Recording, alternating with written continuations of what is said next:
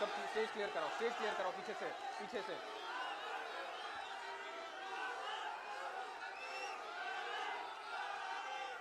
पीछे जाओ।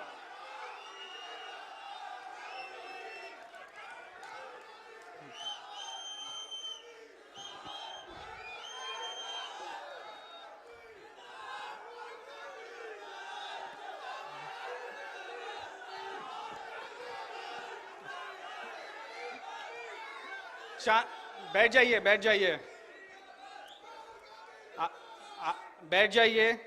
प्लीज, थोड़ा अनुशासन से बैठ जाइए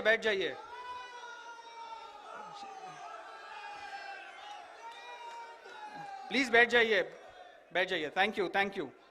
राहुल गांधी जी, गुरदीप सिंह सप्पल जी, राजीव शुक्ला जी, राजू सर, राजेश लिलोथिया जी, जस्टिस ईश्वरैया जी, समृद्ध भारत के ट्रस्टीज और advisors doctor Syeda Hameed, professor Mridula Mukherjee, Kancha Ilaiah sir, Ganesh Devy ji, Anil Jaihind Yadav ji, Subhashini Yadav ji, और यहाँ उपस्थित प्रबुद्ध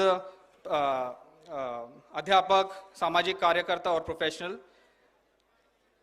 चुनाव की गर्मी में राहुल जी यहाँ आए हैं, ये उनके लिए ये उनका इस कॉज के लिए कमिटमेंट दिखाता है। राहुल जी यहाँ आज सुबह से लोग 10 बजे से यहाँ बैठे हैं। 6-7 हम लोगों ने पैनल डिस्कशंस किए हैं जो देश में सामाजिक, राजनीतिक और सांस्कृतिक समस्या देश गुजर रही है उसके ऊपर। और मैं आपको मुझे बहुत खुशी होती है कि ये कहते हुए कि पूरा ऑडियंस यहाँ बरकरार रहा है, सिर्फ आपको सुनने के लिए ये लोग आए हैं। और दूर दूर से, सिर्फ चंडीगढ़ और हरियाणा और पंजाब से नहीं, कुछ लोग जम्मू से भी आए हैं, कुछ लोग राजस्थान से, मध्य प्रदेश से, सब अपने उस पे आए हैं। राहुल जी और हमारे जो यहाँ साथी है उनके लिए बस ये जो आज के जो पैनल डिस्कशंस हुए उसका एक छोटा सा सारांश मैं प्रस्तुत करना चाह रहा हूँ। आज जो हमारे कुछ नियम और मूल्य है, विधि के नियम जो हमारे रग रग में बसे हैं, सामाजिक ऐसे ही एक नियम है जो सामाजिक नियम बन चुका है, जो पिछले कई 75 सालों से हम लोग उसका लागू कर रहे हैं, वो है बंधुत्व का, जिसको गौतम बुद्ध और बाबा साहेब अम्बेडकर ने मैत्री कहा था, जो उपनिषद में उसको वसुधैव कुटुंबकम कहते हैं, और जिसको आम भाषा में हम लोग गंगा जमुनी तहजीब कहते हैं। बंधुत्व का आधार करुणा, गरिमा और समता है। इसीलिए हमने आज सारे जो पैनल डिस्कशंस किए हैं ये बंधुत्व, करुणा, गरिमा और समता पे किए हैं, क्योंकि इतने सारे समुदाय, इतने सारे प्रांत और इतनी सारी विविधताओं को एकजुट बनाए रखना और कंस्ट्रक्टिवली चैनलाइज करना, इसके लिए और कोई रास्ता है ही नहीं। और एक और नियम जो है, जो पिछले 75 सालों में हर सरकार ने इसका पालन किया है, वो ये है कि सरकार इतनी सारी विविधताओं के बीच निष्पक्ष रहेगा और सबको बराबरी का अवसर देगा।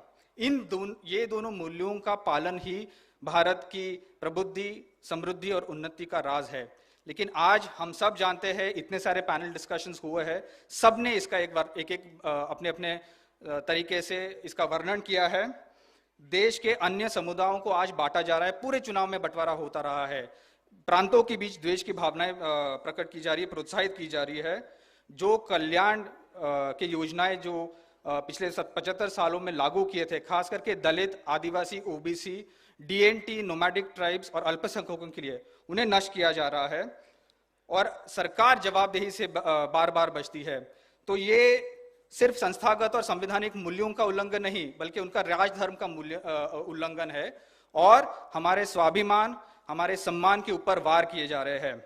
जो आज आर्थिक, सामाजिक और राजनीतिक समस्याओं से देश गुजर रहा है, उसके लिए ये साफ है, उससे ये साफ है कि ये जो चुनाव है ये सिर्फ एक नए संसद के लिए नहीं है, बल्कि हमारे संविधान के लिए है, उसको बरकरार रखने के लिए और उसको बढ़ाने के लिए। अगर देश को हमने वापस प्रगति के पथ पर लाना है तो हमें एक ऐसे नेतृत्व की जरूरत है जो हम सबकी बात संवेदनशीलता सुने, जो हमारे आकांक्षा है, हमारे सपने हैं, उनको साकार करे और जो हमें जोड़कर देश को नई ऊंचाई तक ले जाए। आज कोई शक नहीं है, ना मुझे, ना आपको, ना देश भर में जितने भी प्रगतिशील ताकतें हैं जो संविधान में आस्था रखते हैं, आज किसी को शक नहीं है कि इस मिशन का शीर्ष सेनापति कौन है, जिस मार्ग पर गांधी जी, पंडित नेहरू, बाबा साहेब फूले जी, कबीर और रविदास जी चले थे, राहुल गांधी आज उस पथ पर चल रहे हैं। ये बिल्कुल ही राजनीति नहीं कर रहे, बल्कि लोक नीति और देश नीति कर रहे हैं। और ये इनकी अकेले की जिम्मेदारी नहीं है, हम सबकी जिम्मेदारी है कि उनको हम प्रोत्साहन दें, उनका हम लोग बल बनाए हैं। इसीलिए हम लोग ये संविधान सम्मेलन कर जा रहे हैं। मैं अपने इसी दोनों शब्द से मैं अपनी बात खत्म करता हूं। अब मैं आमंत्रित करता हूं कि डॉक्टर गणेश देवी जी यहां आए और अपने मंच पर दो अपने शब्द कहे। सर।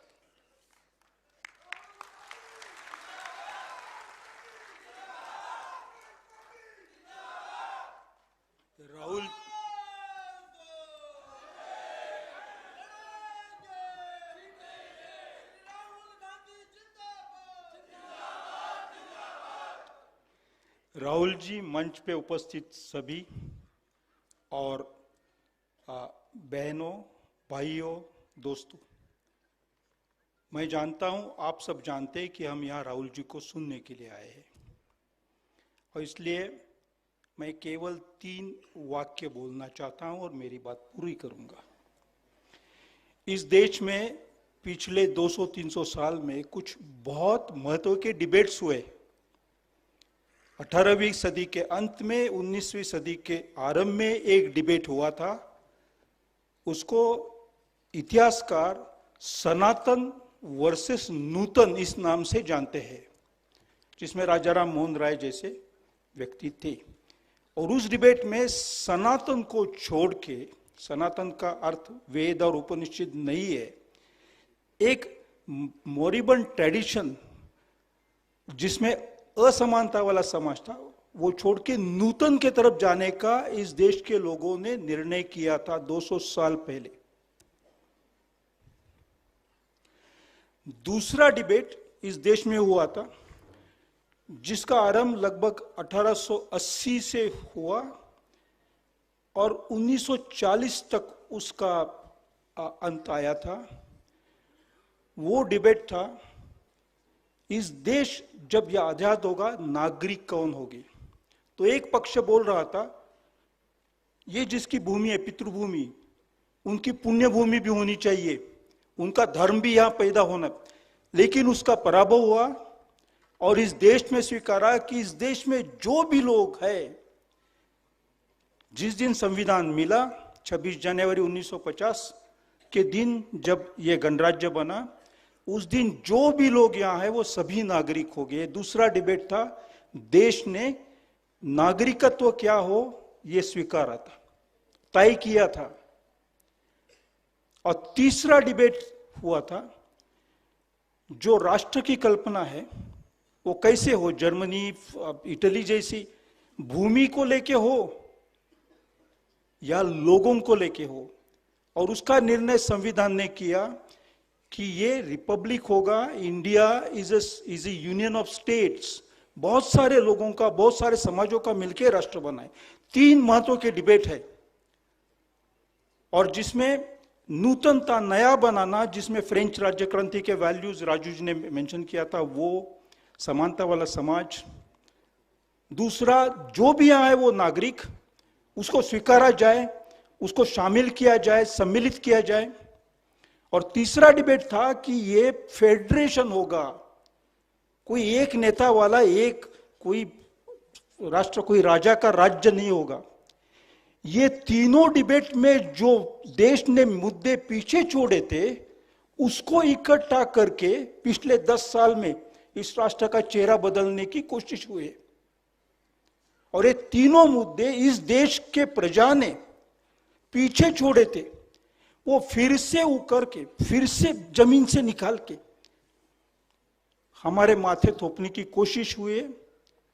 वो टालने के लिए और हमें पीछे लेके आगे जाने के लिए, आगे to take us forward by taking us backward, ये सब बंद करने के लिए जो अथक प्रयत्न राहुल गांधी जी ने किए हैं और उनके साथियों ने किए, उसको मैं केवल सलाम कहूं तो सफिशिएंट नहीं है। वो इस यहां उपस्थित है, इसलिए मैं कह नहीं रहा हूं, लेकिन इतिहास में ये लिखा जाएगा। मेरा समय पूरा हुआ है, लेकिन आधा मिनट मैं लेना चाहता हूं। सफल जी ने कहा था 2 मिनट। 1942 में जब क्विट इंडिया मूवमेंट हुई थी, तो वर्धा, उसके 1 महीने पहले वर्धा में मीटिंग हुई थी। वहां 4 रेजोल्यूशंस गांधी ने किए थे, महात्मा गांधी ने और कांग्रेस ने। और वो जो 4 रेजोल्यूशंस थे, उस मैं सभी रेजोल्यूशंस नहीं कहना चाहता हूं, उसका जो स्पिरिट था क्विट इंडिया मूवमेंट के 4 वर्धा में, ये अगस्त में मूवमेंट शुरू हुई ऐसा माना, जुलाई में ये मीटिंग हुई थी। उसका स्पिरिट इस व्यक्ति के जिंदगी में, सोच में और व्यवहार में मैं देख रहा हूं। और इसलिए मेरा जन्म हुआ उसी साल में इस देश को संविधान मिला, 1950।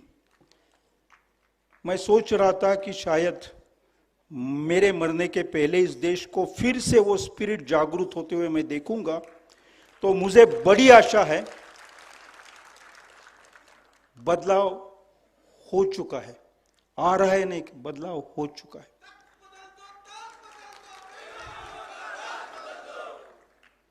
बदल गया है, बदल गया है। अब हमारी जिम्मेवारी, आपकी जिम्मेवारी है, जिम्मेवारी लेके आगे चलेंगे। We will all be with you, because you are not a person, you are the voice of all of us. Thank you. Thank you doctor Devy. मैं अनिल जयहिंद जी को आमंत्रित करता हूं 2 शब्द कहने के लिए। सर।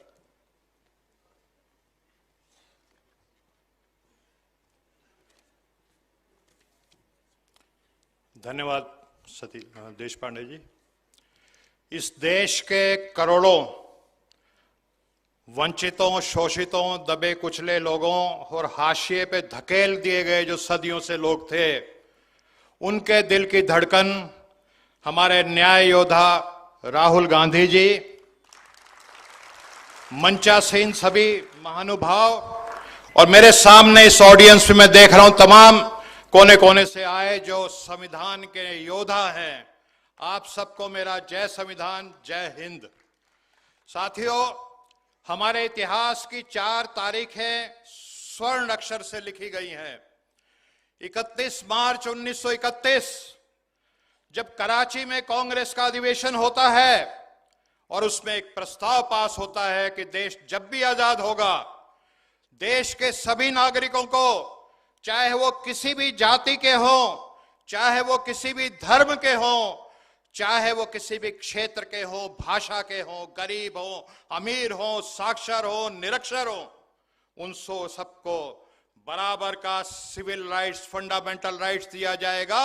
और वो इस देश में तय करेंगे कि इस देश का हुक्मरान कौन होगा। सबको बराबर का वोट का अधिकार होगा और सबकी इक्वल वैल्यू हो गई। देश आजाद होता है 15 अगस्त को। महात्मा गांधी, पंडित जवाहरलाल नेहरू, मौलाना आजाद, सरदार पटेल आपस में मंत्रणा करते हैं कि जो हमारा संविधान का प्रस्ताव पास हुआ था, अगर उसको जमीन पे उतारना है, धरती पे उतारना है, उसको साकार करना है उस सपने को, तो वो कौन शख्सियत है जिसको संविधान सभा का अध्यक्ष बनाया जाए। और सब तय करते हैं कि बाबा साहब भीमराव अंबेडकर को अगर इस संविधान सभा का अध्यक्ष बनाया जाएगा, इस ड्राफ्टिंग कमेटी का, तो जो हमारा तमाम स्वतंत्रता सेनानियों का सपना था वो इस संविधान से पूरा हो जाएगा। और वो 26 जनवरी को साथियों लागू हो गया।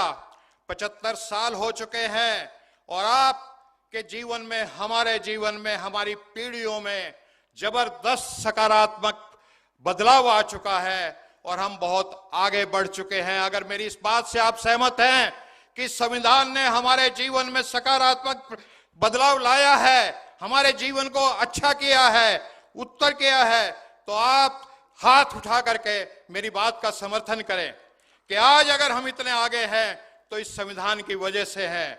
और आज इस संविधान पे एक बहुत बड़ा खतरा मंडरा रहा है।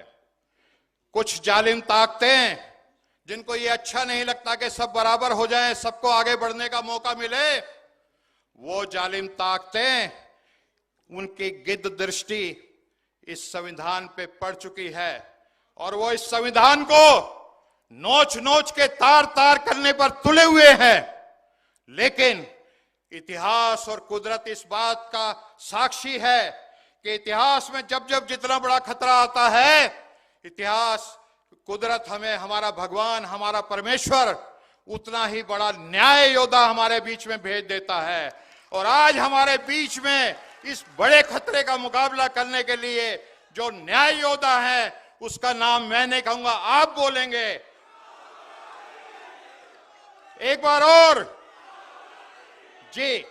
तो अब आप सब लोग और देश के, राहुल जी, मैं कहना चाहता हूं कि तमाम 142 करोड़ जो सच्चे भारतीय हैं, वो इस संविधान की सुरक्षा के लिए बड़ी से बड़ी कुर्बानी देना के लिए तैयार हैं, अपना सर तक कटा सकते हैं।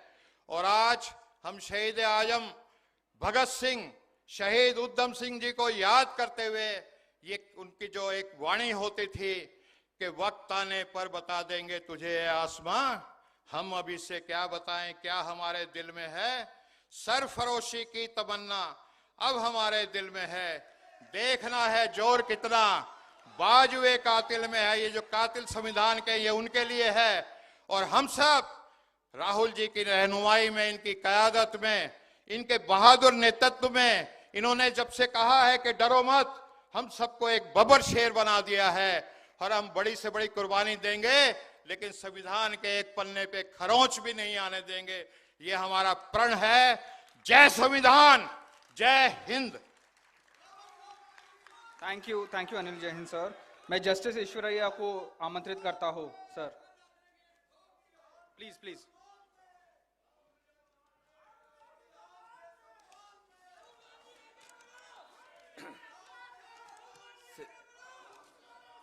श्री राहुल गांधी जी, मेरा प्रिय और भाई और बहनों, आज मैं जो बात करना चाहता हूं, आप सबकी तरफ से जो संविधान सम्मान सम्मेलन आज हम कर रहा है सुबह से 5 सत्रों में, फिर अपने संविधान का पूर्व की स्थिति क्या है वो सत्रों में डिस्कस किया गया है। और संविधान बोलता है हम प्रिपेयर करें सो है हमारे बिहाफ जो कॉन्स्टिट्यूशनल डिबेट होके श्री बाबा साहेब अम्बेडकर ने लिखा है। क्या लिखा है? We the people resolved the constitution of India into a socialist secular democratic republic and to secure all its citizens social, economic, political justice, equality, liberty and fraternity। माना आज जितने में प्रियम्बल में बोला गया है वो पूरा ही वायलेट किया है। जो अनइक्वल को उन्हें ज़्यादा कर दिया है, फ्रीडम खींच लिया है, फ्रेटर्निटी के ऊपर, फिर उन्हें भाईचारे के ऊपर इतना नफरत फैलाया है और नफरत करवाया गया है। जो अपने के ये लोग बीजेपी वाले ने बोलता है, अपने जो कांग्रेस सरकार ने पहली 1951 में जो 15(4) जो बैकवर्ड क्लासेस को, सोशली एजुकेशन बैकवर्ड क्लासेस को जो अपने वेलफेयर कुछ रिजर्वेशंस के वास्ते प्रोविजन किया है। बाद में फिर अपने कांग्रेस गवर्नमेंट में सोशियो इकोनॉमिक कास्ट सेंसस 2011 में करवा है। इसके पहले मंडल कमीशन रिपोर्ट ने कांग्रेस गवर्नमेंट ने इंप्लीमेंट किया है। और हायर एजुकेशन में कॉन्स्टिट्यूशन अमेंड करके 15(5) Arjun Singh government education minister था, तब कांग्रेस गवर्नमेंट में हायर एजुकेशन में रिजर्वेशंस प्रोवाइड किया है। लोकल बॉडीज में रिजर्वेशंस, जो लोकल बॉडीज रिजर्वेशंस कांग्रेस सरकार ने किया है, ऐसा कांग्रेस ने सरकार किया है। अभी जो बीजेपी सरकार ने क्या किया है, जो ईडब्ल्यूएस रिजर्वेशंस को एक दिन में लाके उसमें SC ST OBC को निकाल दिया है और मुस्लिम रिजर्वेशन 1993 से है, इसके पहले स्टेट्स में है, मंडल ने मिलाया है, वो मुस्लिम रिजर्वेशन को रद्द करना चाहते हैं। और बैकवर्ड क्लासेस रिजर्वेशन 27% में उसमें क्रिमिलेयर लागू करके फिर उसमें खाली 14% इंप्लीमेंट हुआ और 10% में भी फिर उसको दिया है। ऐसा ये फेडरल स्ट्रक्चर है Bharat. India is A union of states, it's a federal structure. वो फेडरलिज्म को खत्म कर दिया है, डेमोक्रेसी को खत्म कर दिया है, भाईचारे को खत्म कर दिया है। जितने भी पब्लिक सेक्टर अंडरटेकिंग्स कांग्रेस सरकार ने किया है वो भी खत्म कर दिया है। उसको मोदी का गारंटी, कितने झूठा आदमी, एक झूठा आदमी 140 करोड़ के ऊपर राज कर रहा है। इतना झूठा आदमी अपने देखो कितना, मैं 2 करोड़ जॉब देता हूं, वो उसका मोदी का गारंटी नहीं दिया है।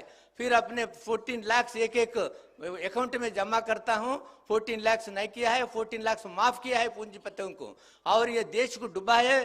फिर बाहर गए, एक भी नहीं लाया है। फिर अपने बेरोजगार बढ़ गया है, कास्ट ऑफ लिविंग बढ़ गया है। अपने पूरा रिसोर्सेस अदानी अंबानी की, जी राहुल जी बोले वैसा खाली थोड़े ही लोगों को दिया है। आज राहुल जी आप जो न्याय अपने सामाजिक न्याय माना, सामाजिक न्याय is a soul of the constitution. आपने जो सामाजिक न्याय के वास्ते, हिस्सेदारी के वास्ते, जाति जनगणना के वास्ते पूरा जो एग्जीक्यूटिव लेजिस्लेचर जुडिशरी में सब कुछ जो हिस्सा, जो भारत सबकी हर एक बड़ा पूंजीपति है तो उसका गूंगे लूंगे पढ़ाई अनपढ़ के सबको इक्वल हिस्सा देता है फैमिली। ये राज्य में भी सबको हिस्सा होना चाहिए। ऐसा हिस्सा की बात करना है, उस वास्ते हम पूरा भारत के करोड़ों को दिल में है, आप सबके प्यारे हैं। आप इतना दुआएं दे रहा है, उस वास्ते आप रात दिन काम कर रहा है। फिर आपके ऊपर अभी भी बोलता, राहुल बोलता हमारे प्रिय राहुल है, हमारे नेता राहुल है। अपने अच्छी दिन आने वाले है, वो अच्छी दिन गया, अपने बुरी दिन आ गया। बेटी पढ़ाओ कितनी आश्वासन, पूरी झूठे आश्वासन है। उस वास्ते हम आपके साथ है, कंधे कंधे पे मिला के हम अपने जो सामाजिक न्याय इतने लोग कर रहे हैं। मैं I am a chief justice था, all India backward class federation मैं फाउंड किया, मैं जस्टिस वीरेंद्र सिंह यादव ने सोशल रिवोल्यूशन किया है। मैं हरियाणा, पूरा भारत में हमारे स्टेट्स है, हम जिंदगी समर्पण करके सामाजिक न्याय का अपने प्रोटेक्शन करने के वास्ते काम कर रहा है। नमस्कार, जय संविधान, जय Bhim. Thank you justice Eshwaraiah. मैं Kancha sir, if you could please make your intervention very briefly.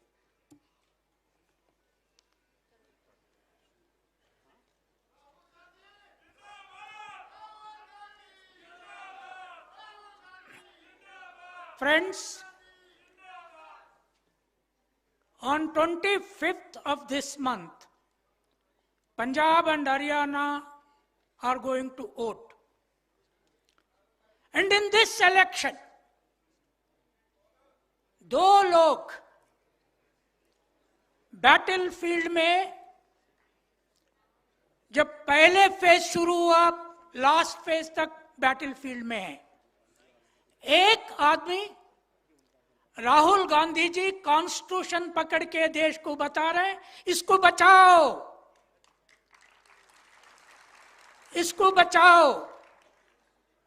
और ये कॉन्स्टिट्यूशन को बचाने का जो वादा है, जो गारंटी है, वो अपना मैनिफेस्टो में रख दिया है।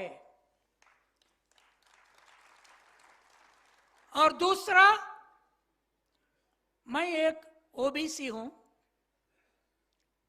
प्रधानमंत्री नरेंद्र मोदी जी ने ओबीसी बोल के रिजर्वेशन में प्रधानमंत्री बना,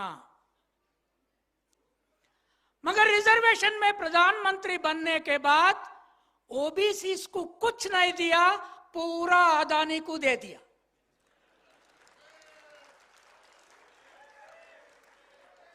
क्या अदानी ओबीसी है क्या? बोलिए आप लोग, क्या अदानी ओबीसी है क्या? क्या अदानी कभी हल चलाए क्या? क्या अंबानी क्या ओबीसी है क्या? नहीं, ओबीसी प्रधानमंत्री ओबीसी प्रधानमंत्री अगर आदिवासी को दिए तो मैं खुशी हूं, अगर ओबीसी प्रधानमंत्री दलितों को दिए तो मैं खुशी हूं, अगर ओबीसी प्रधानमंत्री ओबीसी को देना उसका रेस्पॉन्सिबिलिटी था, हमको छोड़ के अदानी को अंबानी को पूरा दिया। ये अच्छा है क्या? आप बोलिए पंजाब और हरियाणा लोग, मैं ये बात आपसे क्यों पूछ रहा हूं? अगर पंजाब और हरियाणा का शूद्र, जाट, वर्कर्स, फार्मर्स कल 25 को अपना हाथों में कॉन्स्टिट्यूशन लेके वोट को गए, नरेंद्र मोदी जी प्राइम मिनिस्टर से हट जाएगा। अब से हम ये रिजॉल्व करके जाएंगे यहां से। मैं तो अब रिजॉल्व कर लिया, एक ओबीसी प्रोफेसर मैं ये कॉन्स्टिट्यूशन के लिए वजह से और अंबेडकर के वजह से मैं प्रोफेसर बना, नहीं तो मैं एक शेपर्ड बोल के एक शीप के साथ रहता था, मैं प्रोफेसर बना, उन्हें प्राइम मिनिस्टर बना, मगर मुझे कुछ नहीं दिया और ये कॉन्स्टिट्यूशन को बर्बाद करने के लिए प्लान किया। क्या बोल रहे प्रधानमंत्री जी? नहीं, राहुल जी एक उन लोगों का चीफ मिनिस्टर बोलते हैं, राहुल जी रेड कॉन्स्टिट्यूशन पकड़ के फिर रहे वो चाइना का है। अरे यार, इतना सिख दोस्त लोग रेड टर्बन पहने, क्या आप चाइना का है क्या? इतना औरत लोग रेड साड़ी पहने हैं, आप चाइना है क्या? क्या है क्या? और आपके दिमाग में माओ है क्या, या सिख गुरु है क्या? ये असम का चीफ मिनिस्टर को मालूम नहीं है। और प्रधानमंत्री जी बोलते हैं मैं जब तक जिंदा हूं कॉन्स्टिट्यूशन को बर्बाद नहीं होने देगा। मगर हम क्या चाह रहे हैं? ओबीसी, दलित, आदिवासी ये देश को बनाए से लोग, ये कॉन्स्टिट्यूशन 1000 साल ऐसा ही रहना होगा। क्या आप 1000 साल जिंदगी रहेंगे? 1000 साल प्राइम मिनिस्टर भी रहेंगे क्या?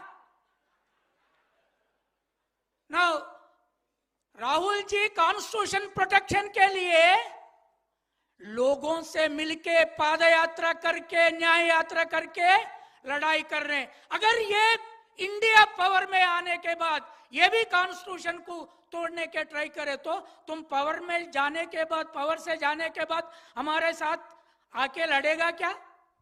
मोदी जी कभी ओबीसी के लिए नहीं लड़ा, 1990 में उन्हें नहीं लड़ा। उसीलिए मुझे कुछ भी उसके ऊपर वो ये उसका बातों के ऊपर रिस्पेक्ट नहीं है। उसीलिए we have to resolve here, all of us here, that in every house we will keep a constitution in red color only. Red is our blood. Red is working class blood, Indian working class blood. It is not China's, it is not America's, it is Indian working class blood. मैं उसीलिए last बात बोल के छोड़ देता हूं। पंजाब का farmers के ऊपर मेरा रिस्पेक्ट इतना बड़ा हुआ, आप बीजेपी का फार्मर लॉस को हटा के उसको तोड़ के फेंक दिए। अगर यह आप रिजॉल्व करके जाएंगे, 4 जून को बीजेपी का गवर्नमेंट को निकाल के बाहर फेंचेंगे। पूरा देश आपके ओर देख रहे हैं। 25 को वो करेंगे या नहीं करेंगे? करेंगे या नहीं करेंगे? Thank you Kancha sir. और अब मैं जननायक श्री राहुल गांधी जी को आमंत्रित करता हूं कि मन से संबोधित करें। एक बार आप सब लोग खड़े हो जाइए प्लीज उनके सम्मान में।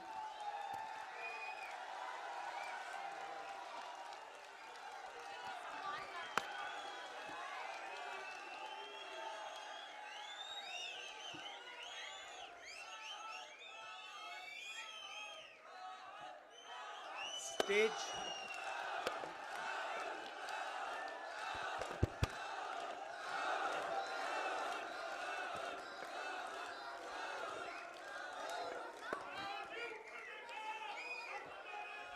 स्टेज पे वरिष्ठ लोग,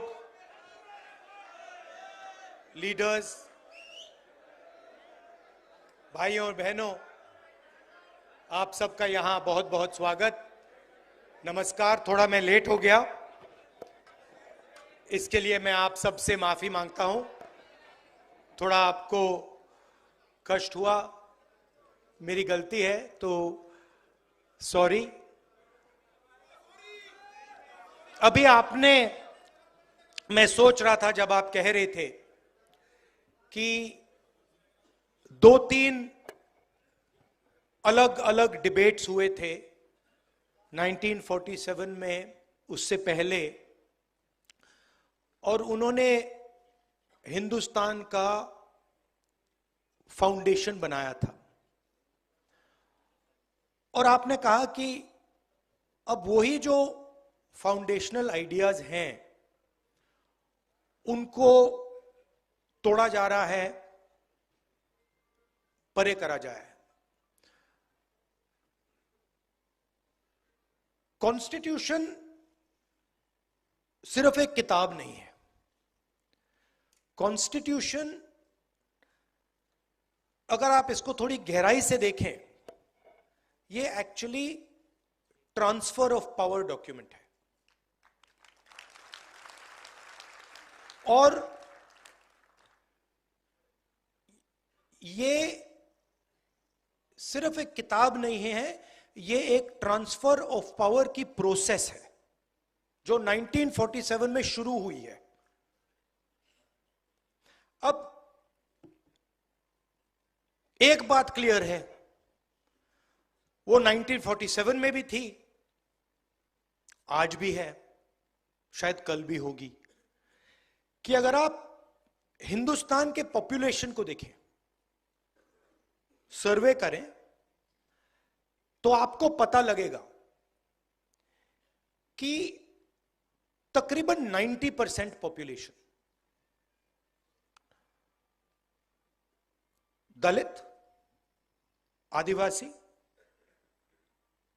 ओबीसी, माइनॉरिटी, ये फैक्ट है, इसको कॉन्टेस्ट नहीं किया जा सकता। और मेरे लिए एक ही इंटरेस्टिंग सवाल है कि अगर हम कॉन्स्टिट्यूशन को पढ़ें और उसमें साफ लिखा है कि हिंदुस्तान के हर व्यक्ति को के साथ एक जैसा बर्ताव होना चाहिए, it is also a document of equality. So it is a document of transfer of power, it is a document of equality. तो मेरे लिए सवाल इंटरेस्टिंग यही है कि भैया 90% के पास कितनी भागीदारी है, यही सवाल है, और कोई सवाल ही नहीं है। क्योंकि अगर 90% का पार्टिसिपेशन है ही नहीं, तो फिर डिबेट का क्या मतलब? डिबेट चलती जाए, वो 5% 10% डिबेट कर रहे हैं, 90% डिबेट में तो है ही नहीं। क्यों? अगर आप हिंदुस्तान के नैरेटिव को देखें और पावर स्ट्रक्चर को देखें, चाहे वो कॉर्पोरेट स्ट्रक्चर हो, चाहे हमारे मीडिया में जो हमारे दोस्त हैं वो हो, चाहे ब्यूरोक्रेटिक स्ट्रक्चर हो, उसमें 90% की आवाज ही नहीं है। और मैं ये लाइटली नहीं कह रहा हूं, मैंने इसको स्टडी किया है। तो 90% लोग नैरेटिव में है ही नहीं। आप मीडिया को देखिए,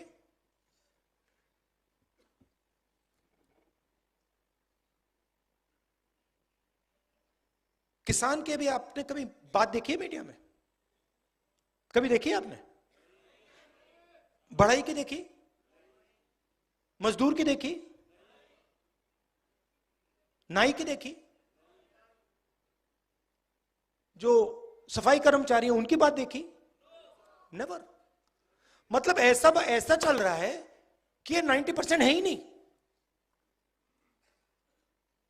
अब इसका आइडिया था कि ये जो 90% हैं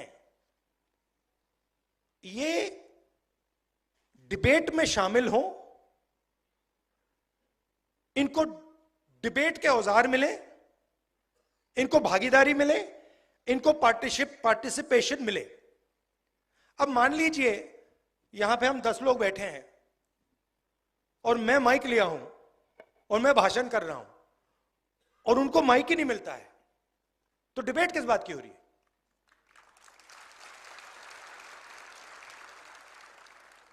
तो मेरा कहना है डिबेट के लिए भागीदारी चाहिए, पॉलिटिकल पार्टिसिपेशन चाहिए। अब आप इंटरेस्टिंग चीज नोट कीजिए, 2 चीफ मिनिस्टर अरेस्ट हुए, 2 हुए। आदिवासी चीफ मिनिस्टर अभी भी अंदर है। अजीब सी बात है, इंटरेस्टिंग बात है। 2 चीफ मिनिस्टर है, मतलब 2 स्टेट्स ने इन लोगों को इलेक्ट किया है, और आदिवासी चीफ मिनिस्टर पहले जेल गया और आज तक नहीं निकला। और नेशनल मीडिया उसको भूल गए। नेशनल मीडिया सोरेन जी के बारे में बात ही नहीं करती, जैसे वो थे ही नहीं, है ही नहीं।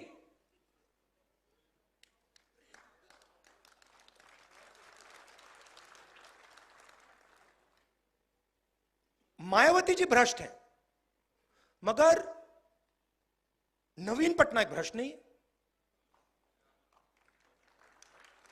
लालू जी भ्रष्ट हैं। बड़ी इंटरेस्टिंग बात है, मतलब ऑटोमेटिकली फ्रेमिंग हो जाती है।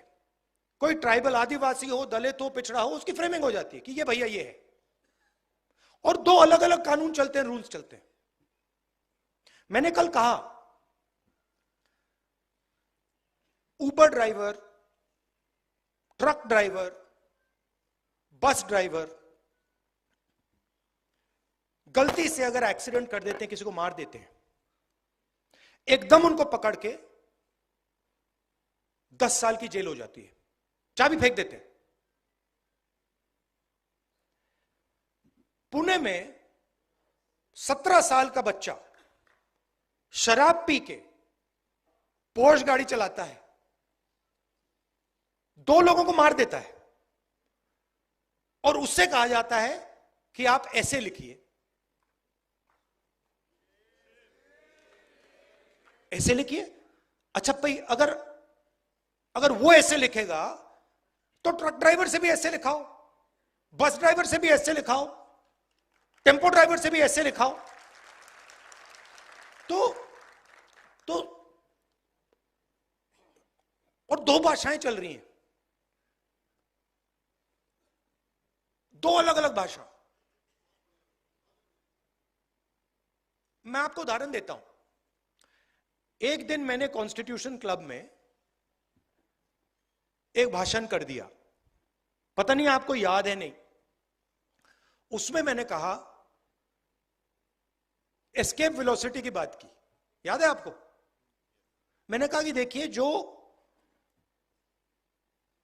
दलित कम्युनिटी है हिंदुस्तान में, भारत में, सॉरी गलती, भारत में, जो भारत में दलित कम्युनिटी है, ओबीसी कम्युनिटी है, ट्राइबल कम्युनिटी है, इन पर ऑटोमेटिकली दूसरा प्रेशर लगता है, मतलब शुरुआत से ही। और मैंने एस्केप वेलोसिटी का एग्जांपल दिया। इंटरेस्टिंग बात थी कि भाषण दलितों को, पिछड़ों को, आदिवासियों को बहुत अच्छा लगा, और जो हमारे मीडिया वाले मित्र हैं, हाई फ्लायर्स हैं, उन्होंने उस भाषण को रिडिक्यूल किया। और जब से मैं छोटा था, देखिए एक बात, मैं जब से मैं पैदा हुआ हूं 1970 जून 19, तब से मैं सिस्टम के अंदर बैठा था। मैं सिस्टम को अंदर से समझता हूं। मुझसे आप सिस्टम नहीं छुपा सकते।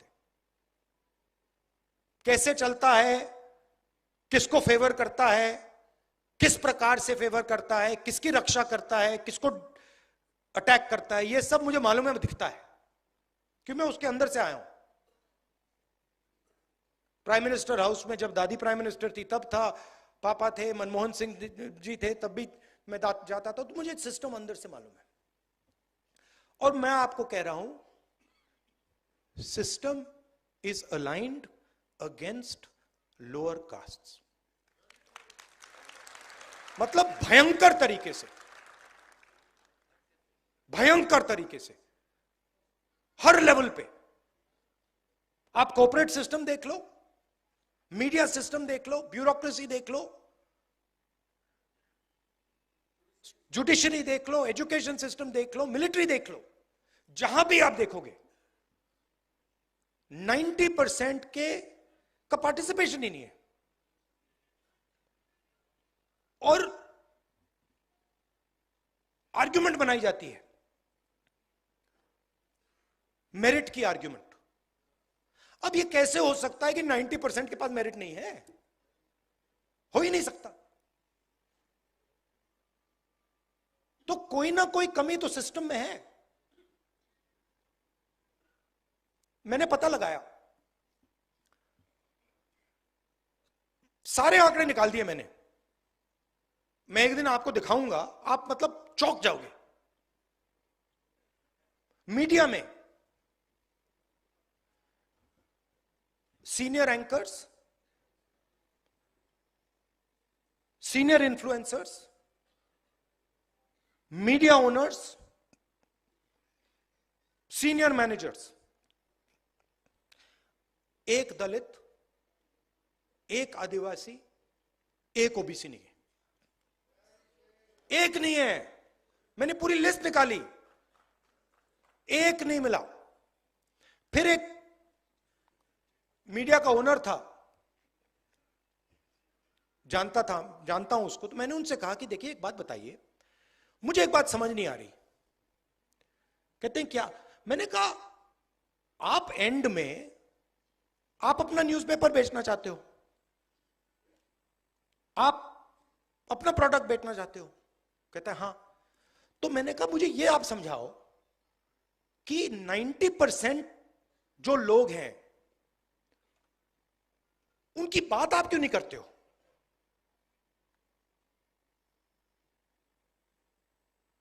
तो चुप हो गया।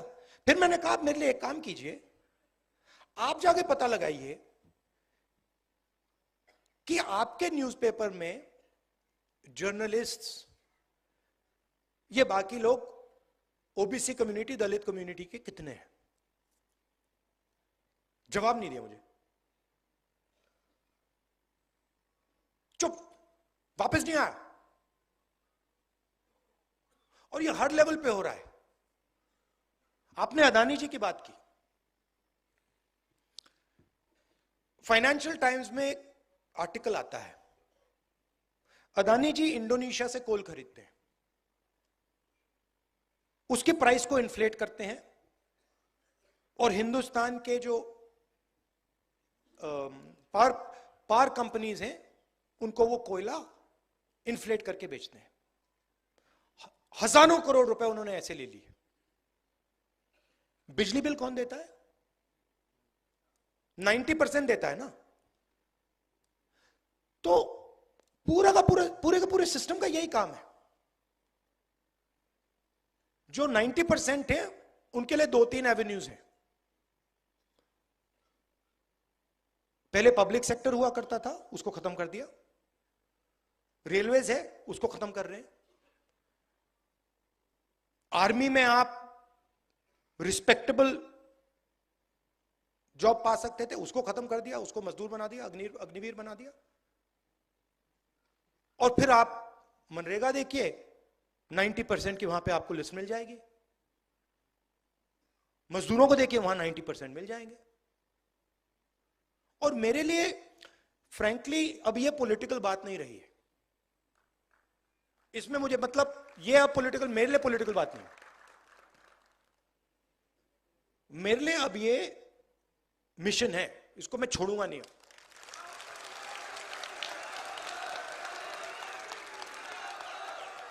क्योंकि अगर हम भारत की बात करें, अगर हम भारत की बात करें और उसमें 90% की बात ही नहीं चल रही है, 90% को भागीदारी नहीं मिल रही है, तो ये कैसा भारत है? तो ये वही भारत है महाराजाओं वाला, पुराना वाला, राजा महाराजा वाला, जिसमें मतलब एक दो व्यक्ति पूरा का पूरा सब डिसीजन ले लेंगे, जिसकी जमीन हड़पनी है हड़प लेंगे, जो भी करना करेंगे, उसके खिलाफ तो हम लड़े, यही तो है वो। अब इंटरेस्टिंग बात है कि बीजेपी और आरएसएस सोच रहे हैं, उनकी कॉन्फिडेंस लेवल देखकर, कि वो ये लड़ाई जीत गए, मगर उनको ये बात समझ नहीं आ रही है कि एक्चुअली वो लड़ाई अभी हारने वाले हैं। और जितना ये इसको पीछे ले गए हैं, उससे 10 गुना ये आगे जाने वाला है, और इसको कोई रोक नहीं सकता है, कोई भी नहीं रोक सकता इसको, क्योंकि ये 90% की फीलिंग है। और 90% कह रहा है कि भैया यहां पे हमारे सारे रास्ते बंद हो गए। अब मैंने एक सिंपल सी चीज कही है, कोई डिसीजन लेने की जरूरत नहीं है, सब डिसीजन छोड़ दीजिए। सबसे पहले डायग्नोसिस करते हैं। कॉन्स्टिट्यूशन में लिखा है कि हिंदुस्तान सबका होना चाहिए, इसमें सबकी भागीदारी होनी चाहिए, सबका रोल होना चाहिए। एजुकेशन सिस्टम में पार्टिसिपेशन सब कम्युनिटीज का होना चाहिए, मेडिकल सिस्टम में होना चाहिए, इकोनॉमिक सिस्टम में होना चाहिए, मिलिट्री सिस्टम में होना चाहिए, जुडिशियल सिस्टम में होना चाहिए, ये कहता है। और मैं ये कह रहा हूं कि ये असेस करते हैं। अब 70-80 साल हो गए, सिंपल है, 3 चीजें करनी है। सबसे पहले यह पता लगाना है किसकी कितनी आबादी है, जाति जनगणना, कि सचमुच में ओबीसी 50% है या 55 है या 60 है या 40 है, दलित 15 है या 20 है, आदिवासी कितना है, माइनॉरिटी कितना है, गरीब जनरल कास्ट कितना है, यह पता लगाना है सबसे पहले। दूसरी बात डीएनटी। दूसरी बात, जो हमारी सारी की सारी संस्थाएं हैं, जुडिशरी हो, प्रेस हो, मीडिया हो, सारी की सारी संस्थाएं, उसमें हमें एक सर्वे करना है कि 90% के पास इन संस्थाओं में कितना पावर है, कितनी भागीदारी है, और इन 90% के लोग कहां हैं, किस पोजीशन पे हैं और कितने हैं।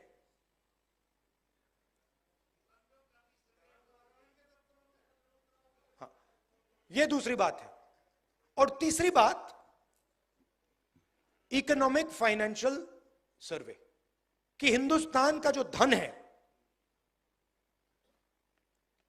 वो कितना किसके हाथ में है, उसका कितना भाग दलितों के पास है, कितना भाग आदिवासियों के पास है, कितना भाग ओबीसी के पास है, कितना माइनॉरिटी के पास है, कितना गरीब जनरल कास्ट के पास है।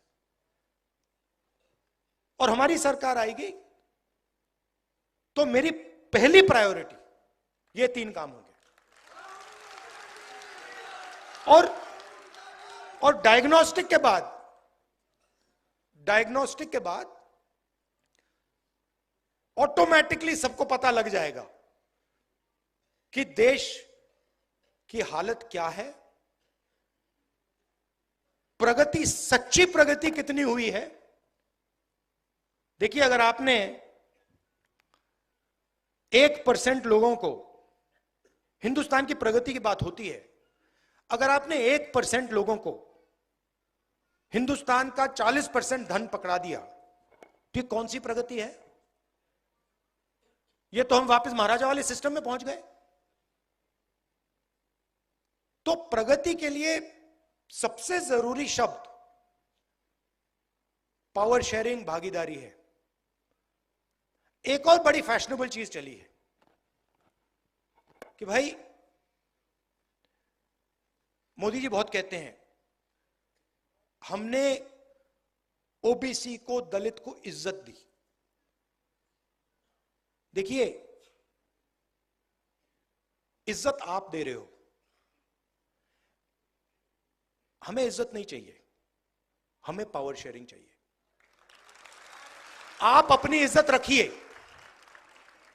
आप अपनी इज्जत रखिए। जिस दिन दलितों को, आदिवासियों को, पिछड़ों को पावर शेयरिंग में जगह मिल गई, तो इज्जत अपने आप मिल जाएगी, आपकी कोई जरूरत ही नहीं। तो ये आइडिया कि ऊपर से इज्जत दी जाएगी, अमीर लोग गरीबों को इज्जत देंगे, ना, कोई जरूरत नहीं है। आप अपनी इज्जत रखिए, उठा के रखिए अपनी इज्जत, हमें नहीं चाहिए। हमें पावर शेयरिंग चाहिए, हमें इंस्टीट्यूशन में जगह चाहिए, और हमें डायग्नोसिस चाहिए कि ये हिंदुस्तान की सच्चाई है। आज ये सच्चाई है, 70 साल पहले वो सच्चाई थी, आज ये सच्चाई है, और सच्चाई के बल पर हम आगे जा पाएंगे। तो ये मैं आपसे कहना चाहता था। और ये आजकल फैशन चला हुआ है, मोदी जी के लोग कह रहे हैं कि भैया हम इसको बदल देंगे, ये इसको हम चेंज कर देंगे, इसको फेंक देंगे, इसको फाड़ देंगे। ये आप लोग ये सपना मत देखिए, आपकी बस की नहीं है। इसको कोई छू नहीं सकता है, कोई शक्ति नहीं छू सकती है, और जो छुएगा उसका मुकाबला हम सब करेंगे। ये और ये जो है ना किताब, ये एक और बात इसके बारे में कहना चाहता हूं। ये लोग कहते हैं कि ये किताब इंडिपेंडेंस के टाइम बनी है, ये गलत है। ये किताब बहुत पहले बनी थी, इसको इस फॉन्ट में नहीं रखा गया था। मगर अगर आप गुरु नानक जी से बात करते तो वो भी कॉन्स्टिट्यूशन की ही बात कर रहे थे।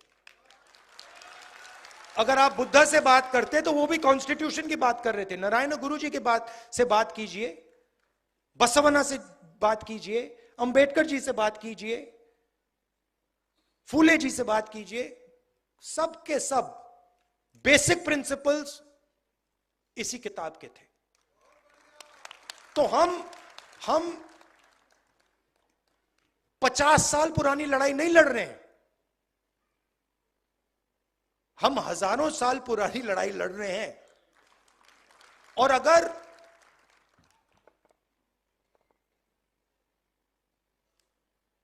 उनका एक विजन है, मोदी जी का, आरएसएस का,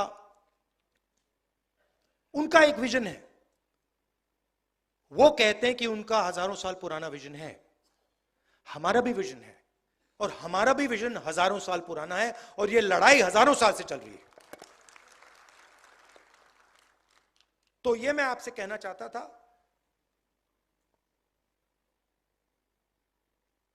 एक्चुअली आप मुझे रास्ता देते हैं, क्योंकि आपका एक्सपीरियंस है।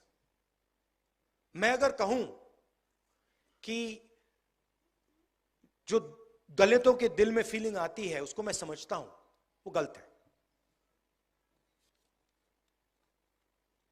तो मेरा काम आपकी जो फीलिंग है उसको समझने का है, आपका जो दर्द है उसको समझने का है, और आपके साथ मिलकर लड़ने का है। और मैं आपको यह कहना चाहता हूं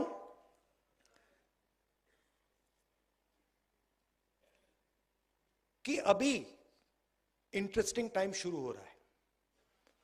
मैं बता रहा हूं, ये इनको बात समझ नहीं आ रही है, बट जैसे वेव ऊपर बढ़ती बढ़ती बढ़ती जाती है ना, फिर गिरती है। ये बीजेपी का अब अंत आ रहा है, ये अंत आ रहा है, ये गिरेगी अब। और हमारा काम, हम सबका काम सीरियसली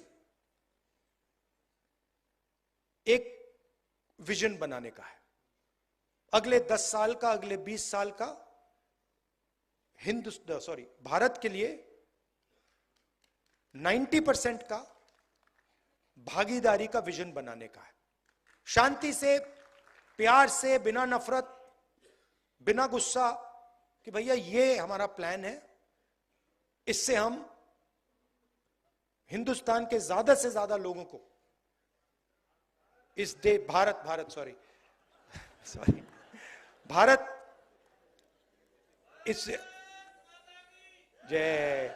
इससे हम ज्यादा से ज्यादा लोगों को इस देश की प्रगति में, इस देश के फ्यूचर में हम शामिल कर सकें। और ये लंबा रास्ता है, हम सब एक साथ इस पे चलेंगे और बहुत अच्छा रिजल्ट आएगा। आप सबका दिल से बहुत बहुत धन्यवाद। एक बार फिर माफी मांगता हूं, थोड़ा लेट हो गया। धन्यवाद, नमस्कार।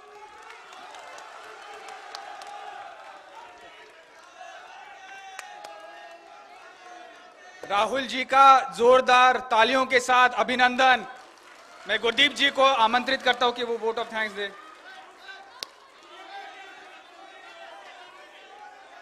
जोरदार तालियों के साथ उनका अभिनंदन प्लीज।